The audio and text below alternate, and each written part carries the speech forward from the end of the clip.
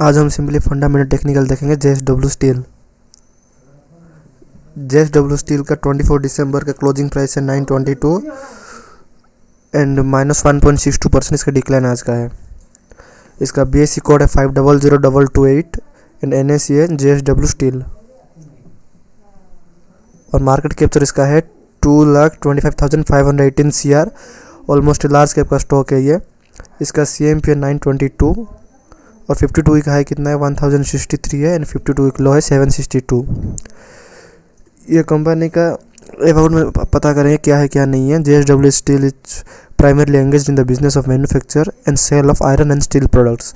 ये सिंपली बताएंगे तो ये आयरन एंड स्टील प्रोडक्ट बेचता है ये JSW steel. It is the flagship business of the diversified $23 billion JSW group. The group has interest in energy. ये ग्रुप का इंटरेस्ट भी किस में एनर्जी में है, infrastructure, cement, paint, sports and venture capital में भी है। इसका की पॉइंट आप जाके देख सकते हो स्क्रीनर पे। इसके बाद stock P price to earning ratio इसका कितना है 43.9%। ऑलमोस्ट लोग इसको एज्यूम करें 43.9% का ये रिटर्न दे रहा है। इसका बुक वैल्यू कितना है 326। सिंपली देखेंगे ये फंडामेंटली ओवर ग्रोथ है या अब इस इन्वेस्ट करने सही टाइम है इसका। इसको सिंपली डिवाइड करेंगे 922 करंट प्राइस के साथ। 922 डिवाइड करेंगे बुक वैल्यू इसका 326 कितना आया, एक मिनट, 2.828। ऑलमोस्ट अभी ये इन्वेस्ट करना लायक है, ये ओवरग्रोथ नहीं हुआ है। तो फिर 2 से 5 के अंदर रह रहा है तो फिर इसको हम इन्वेस्ट कर सकते हैं अभी। इसके बाद इसका डिविडेंड कितना है 0.79% और इसका ROC रिटर्न कैपिटल एम्प्लॉयड कितना है 13.3%, 20% से कम है। तो फिर देखेंगे अभी तो इन्वेस्ट करना लायक है बुक वैल्यू के हिसाब से, ROC के हिसाब से, और 20% से कम है। इसका ROI रिटर्न ऑन इक्विटी कितना है 11.8%। ये 15% से बहुत कम है ये, और ROC भी बहुत कम है। प्रॉफिट के मामले में थोड़ा कम दिखा रहा है। इसका फेस वैल्यू 1 है, 5 से ऊपर रहने से अच्छा रहता है, ये 1 है, ये भी बहुत कम है। इसका OPM operating profit margin 5 years का कितना है 18.4%। ये स्टॉक पी से ज़्यादा होना चाहिए, ये स्टॉक पी से भी कम है, ये भी क्राइटेरिया मैच नहीं हो रहा है। इसके बाद INT कवरेज 1.95, मतलब ये तो 3 साल से ऊपर रहने से अच्छा रहता है, ये 1.95 है, तो फिर बहुत कम है ये स्टॉक में इसका INT कवरेज। इसका डेप्ट टू इक्विटी 1.20। ऑलमोस्ट इसका डेप्ट और INT कवरेज बराबर ही है, मतलब अभी इसको इन्वेस्ट नहीं कर सकते क्योंकि 2 साल से अंदर 2 साल तक इसके पास इतना फंड है जो कंपनी को चला सकता है, बट इसका डेप्ट ही है 1.20। ये INT कवरेज के आसपास ही है, अब इसमें इन्वेस्ट नहीं कर सकते हम, डेप्ट क्लियर होने से इन्वेस्ट कर सकते हैं हम इसमें। इसके बाद EPS अर्निंग पर शेयर कितना है 20.4। इसका 3 इयर्स का एनालिसिस करेंगे, अभी का EPS है 20.4। तो लास्ट 3 इयर्स को देखने के लिए सिंपली माइनस करेंगे एंड लास्ट 3 इयर्स का देखेंगे तो प्रॉफिट एंड लॉस में लास्ट 3 इयर्स मीन्स मार्च 2021 इसका EPS कितना था 32.73। सिंपली माइनस करेंगे 32.73, मतलब ये माइनस में आ रहा है, ये अच्छा प्रॉफिट ही नहीं दे रहा है। इसका अभी का EPS है 20.4 एंड इसका मार्च 21 का EPS था 32.73, मतलब ये अभी घाटा हुआ है, इसका डिक्रीज हुआ है, इंक्रीज ना होकर डिक्रीज हुआ है तो प्रॉफिट के मामले में। तो फिर ये कितने % का रिटर्न दे रहा है, वो एक शेयर में दे रहा है -12.33% का रिटर्न दे रहा है। इसको परसेंटेज में निकालने के लिए सिंपली इसको डिवाइड करेंगे।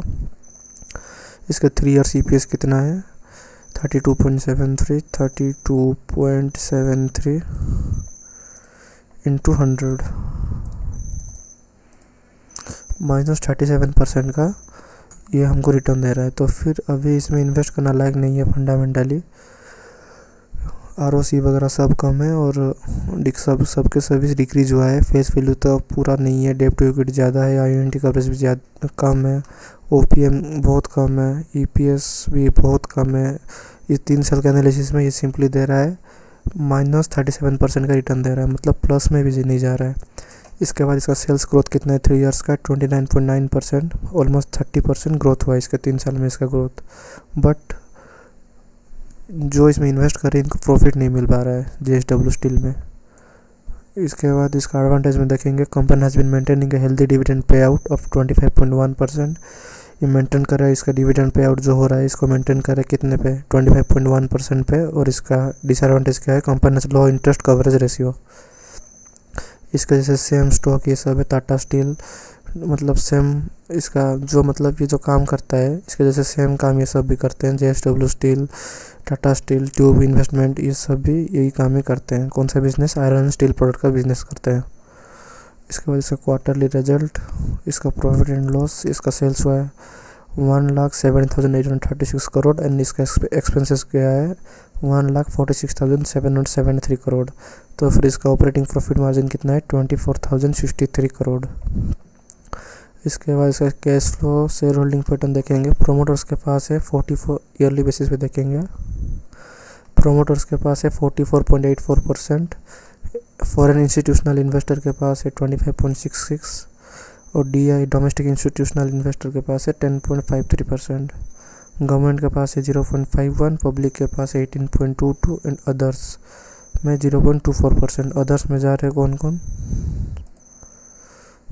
सिंपली चेक करेंगे इसको प्लस में क्लिक करके। शायद नहीं दिखा रहा है, शायद नहीं दिखा रहा है ये अदर्स में कौन कौन जा रहा है। तो फिर इसका शेयर होल्डिंग पैटर्न तो मस्त है, बट अभी इसको फंडामेंटली ये जो इसमें इन्वेस्ट कर रहे हैं इन्वेस्टर लोग को प्रॉफिट नहीं दे रहा है सिंपली। इसके बाद इसका टेक्निकली देखेंगे,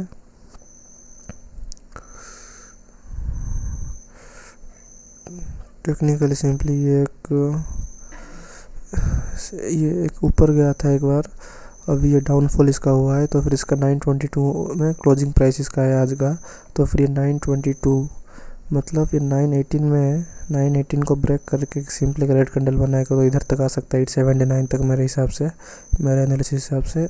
और इसको ब्रेकआउट किया तो सिंपली 829 और इधर से एक अच्छा वाला ग्रीन कैंडल बनाया तो इधर तक आ सकता है 973 और इसको ब्रेकआउट किया तो फिर 1025। एक बार फिबोनाची ड्रॉ करके देखते हैं क्या क्या नहीं है।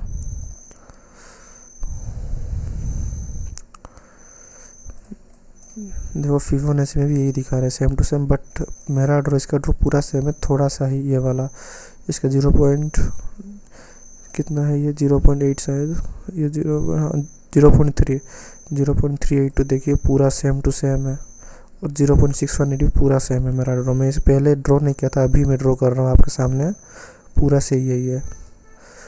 इसके बाद हाँ इसको 0.5 को ब्रेकआउट किया तो सिंपली आप ले सकते हो। इधर एक 0.5 को ब्रेकआउट किया तो 0.5 को ब्रेकआउट किया तो इधर एक कैंडल में आप ले सकते हो टारगेट 973 तक। और इसके बाद इधर तक कितने 1015, हाँ 1015 तक आप ले सकते हो टारगेट हिट का। और टारगेट हिट हो जाएगा तो फिर आप इधर भी आप एक स्टॉप लॉस देके इधर तक टारगेट रख सकते हो 1060 तक। और स्टॉप लॉस इधर ही रहेगा, आप इधर लेंगे तो इस जगह पे लोगे तो आप कितना में 948 में, तो फिर आपका स्टॉप लॉस इधर तक रहेगा 918। टेक्निकली मस्त है, आप अभी ले सकते हो, बट फंडामेंटली प्रॉफिट नहीं दे रहा है। ट्रेडिंग बेसिस पे ये सही है, बट इन्वेस्टमेंट लॉन्ग टर्म के हिसाब से सही नहीं है। और ये आज निफ्टी 50 का, एक मिनट, आज ये निफ्टी 50 का मेरा 2 ट्रेड, एक fast trade stop loss hit हुआ था 23,800 PE का, एंड इसके बाद और एक ट्रेड लिया था मैं, ये 23,750 C का टारगेट हिट हुआ था 38 पॉइंट का, और ये स्टॉप लॉस हिट हुआ था 27 पॉइंट का। और बैंक निफ्टी में ये भी टारगेट हिट हुआ था 51,000 C, ये कितना पॉइंट का, ये 77 पॉइंट का टारगेट हिट हुआ था। ये हमारा प्रीमियम था 51,000 C। और निफ्टी 50 का एक जो स्टॉप लॉस हिट हुआ 23,800 का PE, ये जो स्टॉप लॉस हिट हुआ और टारगेट हिट ये है 23,750 का C, ये टारगेट हिट हुआ है। तो फिर आप JSW को टेक्निकली आप ले सकते हो, बट फंडामेंटली लॉन्ग टर्म के लिए सही नहीं है। शॉर्ट टर्म के हिसाब से आप ट्रेडिंग कर सकते हो, ट्रेडिंग इन्वेस्टमेंट नहीं कर सकते, अभी ट्रेडिंग कर सकते हो JSW स्टील में 1 डे कैंडल फ्रेम बेसिस में। आज के लिए इतना है, thank you, like share and subscribe.